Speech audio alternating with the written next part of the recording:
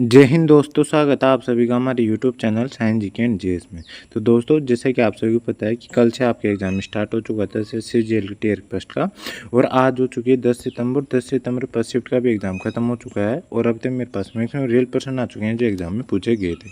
तो शुरू करते हैं आज की वीडियो, देख लेते हैं आज के फर्स्ट शिफ्ट में किस प्रकार क्वेश्चन पूछे गए हैं जीके एंड जीएस के। तो आप वीडियो में एंड तक बने रहना। चैनल पर नए हो तो चैनल को सब्सक्राइब कर बेल आइकन ऑन कर लेना, ताकि मैं जैसे नेक्स्ट शिफ्ट का एग्जाम खत्म होगा उसका एनालिसिस लेके आऊँगा तो उसका नोटिफिकेशन आप तक पहुँच जाएगा और आप सक्सेसफुली इस वीडियो को देख सकेंगे। तो आज का फर्स्ट क्वेश्चन होने वाला है फर्स्ट शिफ्ट का, जो आज के फर्स्ट शिफ्ट में पूछा गया था जीके का।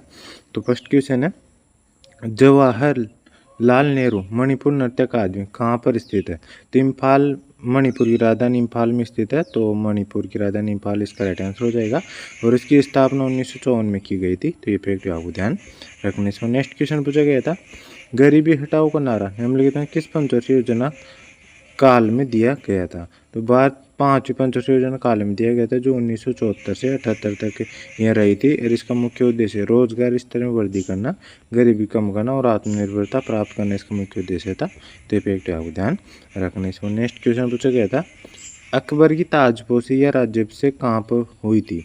तो सन 1556 में कलनौर पंजाब में हुई थी। तो कलनौर पंजाब इसका राइट आंसर हो जाएगा। और 13 वर्ष की आयु में की गई थी। तो फैक्ट आपको ध्यान रखने। इसमें नेक्स्ट क्वेश्चन पूछा गया था, 2023 में लेखा मान नियंत्रक कौन होगा? तो 2023 में जो लेखा नियंत्रक है वो कौन है? तो श्री SS दुबे है। और ये मार्च 2023 से अपने पद पर कार्यरत है। और भारतीय नियंत्रण महालेखा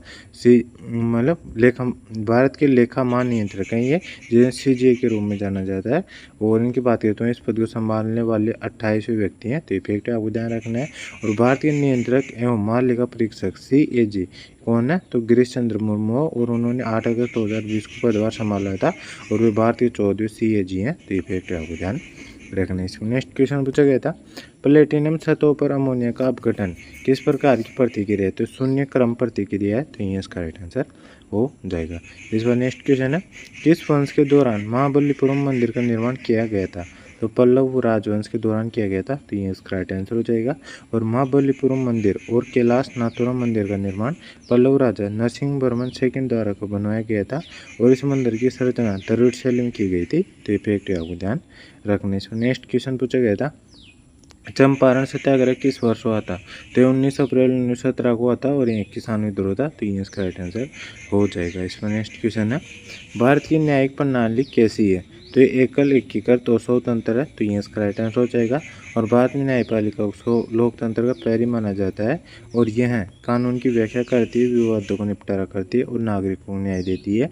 और भारत में वर्तमान 25 उच्च न्यायालय और सर्वोच्च न्यायालय को नए मामलों और उच्च न्यायालयों की विवादों को देखने का अधिकार है। तो फैक्ट आपको ध्यान रखने। इस पर नेक्स्ट क्वेश्चन है, महाबलीपुरम में सौर मंदिर किस वंश के शासनकाल के दौरान बनवाया गया था? तो पल्लव वंश के दौरान बनाया गया था। पल्लव वंश इसका राइट आंसर हो जाएगा। और पल्लव वंश के नरसिंहवर्मन द्वितीय के शासनकाल के दौरान इसका निर्माण किया गया था।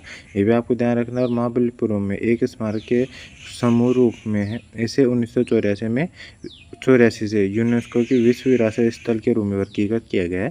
तो फैक्ट आपको ध्यान रखने। इसमें नेक्स्ट क्वेश्चन है, गुरु पर्व किस सिख गुरु की जयंती के रूप में मनाया जाता है?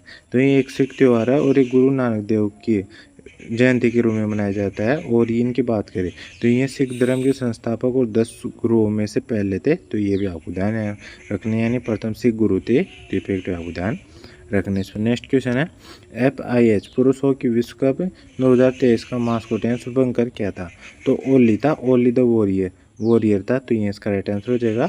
नीली जर्सी और टोपी पहने ओलिव रेड समुद्री कछुआ था। तो ये इसका राइट आंसर हो जाएगा। और इसकी बात करें तो कलिंगा स्टेडियम भुवनेश्वर और बिरसा मुंडा अंतर्राष्ट्रीय हॉकी स्टेडियम राउरकेला टूर्नामेंट के लिए 2 स्थान थे। और टूर्नामेंट 16 देश हिस्सा ले रहे थे। और इसका 15वां संस्करण था। तो इफेक्ट आपको ध्यान रखने। इस पर नेक्स्ट क्वेश्चन है, लोकसभा ने marine aids to navigation bill 2021 पारित किया। इसका उद्देश्य किस वर्ष के लाइट हाउस एक्ट को निरस्त करना था? तो लोकसभा ने पुराने लाइट हाउस कानून को बदलने के लिए marine aids to navigation bill 2021 पारित किया। तो इसकी बात करें तो ये 1927 का जो नेविगेशन बिल था उसे इसको निरस्त करना था। तो ये इसका राइट आंसर हो जाएगा। इसमें नेक्स्ट क्वेश्चन है, प्रथम एशियाई कबड्डी चैंपियनशिप किस वर्ष में आयोजित की गई थी? तो 1980 में की गई थी। 1980 इसका राइट आंसर हो जाएगा। और इसे वर्ष 1982 में नई दिल्ली में आयोजित 9वें एशियाई खेलों में से एक प्रदर्शन खेल के रूप में शामिल किया गया था। तो ये फैक्ट आपको ध्यान रखना है। और एशियाई खेलों में कबड्डी को एक पूर्ण खेल के रूप में मान्यता दी गई थी। ये फैक्ट आपको ध्यान रखना। कब दी गई थी? 1990 में दी गई थी।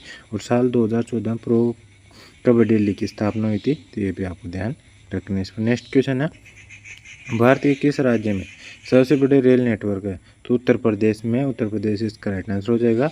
9077.45 किलोमीटर लंबा रेल नेटवर्क है। और भारत का सबसे लंबा रेलवे प्लेटफॉर्म कर्नाटक के हुबली जंक्शन रेलवे स्टेशन पर है, जो 1505 मीटर लंबा है। और दूसरा सबसे लंबा प्लेटफॉर्म उत्तर प्रदेश के गोरखपुर जंक्शन रेलवे स्टेशन पर है। ये भी आपको ध्यान रखना। इस पर नेक्स्ट क्वेश्चन है, भारत में पहली बार राष्ट्रीय आय का अनुमान किसने लगाया था?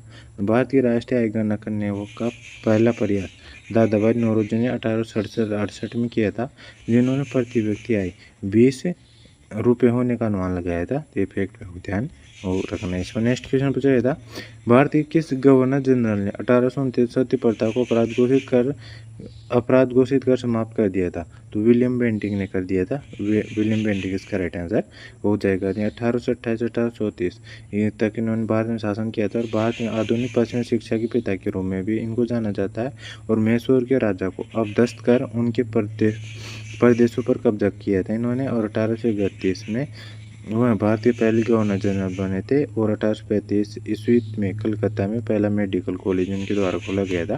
तो फैक्ट आपको ध्यान रखने से। नेक्स्ट क्वेश्चन पूछा गया था, श्रीलंका के सबसे नज़दीक कौन सा स्थान है? तो यमन, माहे और कराईकल दे रखा था। तो इसमें कराईकल सबसे नज़दीक है, जो पांडिचेरी का हिस्सा है। तो कराईकल इसका राइट आंसर हो जाएगा। इसमें नेक्स्ट क्वेश्चन है, एउस किस संघ से संबंधित है? तो एउस की बात करते हैं पशु साम्राज्य के फाइलम कार्डेटा संघ से संबंधित है। तो फाइलम कार्डेटा संघ इसका राइट आंसर हो जाएगा। इसमें नेक्स्ट क्वेश्चन है, तानसेन संगीत समारोह में आयोजित किया जाता है? तो ये ग्वालियर मध्य प्रदेश में आयोजित किया जाता है। ग्वालियर मध्य प्रदेश इसका राइट आंसर हो जाएगा। और इनकी बात करती हैं 5 दिवसीय त्यौहार जो हर साल दिसंबर के महीने में मनाया जाता है।